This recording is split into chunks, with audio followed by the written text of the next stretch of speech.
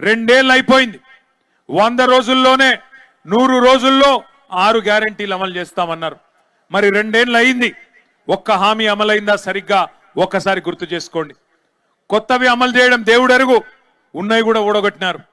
KCR kit, KCR గారు ఉన్నప్పుడు ఒక ఆడబిడ్డ ప్రసూతి అయితే ఇంటికాడ బండెక్కించుకొని దవాఖానా తీసుకుపోయి మళ్ళీ బిడ్డ పుట్టినాక ఇంటికాడ దించిన సంస్కారవంతమైన ప్రభుత్వం. మగ పిల్లగాడు పుడితే 12,000, ఆడపిల్ల పుడితే మహాలక్ష్మి పుట్టిందని చెప్పి 13,000 ఇచ్చిన ప్రభుత్వం. ఇలా ఉన్నదా కేసీఆర్ కిట్టు? అది కూడా పోయింది.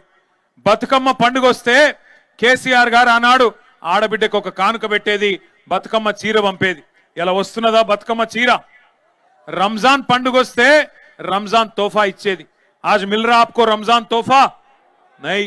క్రిస్మస్ కొస్తే క్రిస్మస్ పండుగకు క్రైస్తవులకు అందరికీ క్రిస్మస్ కానుక ఇచ్చేది. ఇలా వస్తున్నదా? అది కూడా లేదు. కొత్తయి దేవుడెరుగు కొత్త పథకాలు ఉన్నాయి ఊడగొట్టినారు. నెలకు 2,000 రూపాయలు కేసీఆర్ గారు పెన్షన్ ఇచ్చేది 46 లక్షల మందికి. రేవంత్ రెడ్డి ఏమన్నాడు?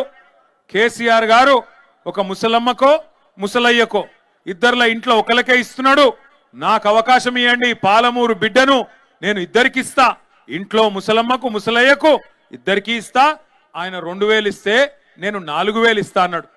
అది కూడా 100 రోజుల్లో ఇస్తా అన్నాడు. ఇచ్చిండా? మరి 25 నెలలు అయిపోయింది, 100 రోజులు గంగలో పోయింది. ఆ 2,000 తప్ప 4,000 లేదు. ఆ 2,000 కూడా 2 నెలలే కొట్టిండు. ముసలోళ్ళ నోట్ల కూడా మన్ను కొట్టిండు రేవంత్ రెడ్డి.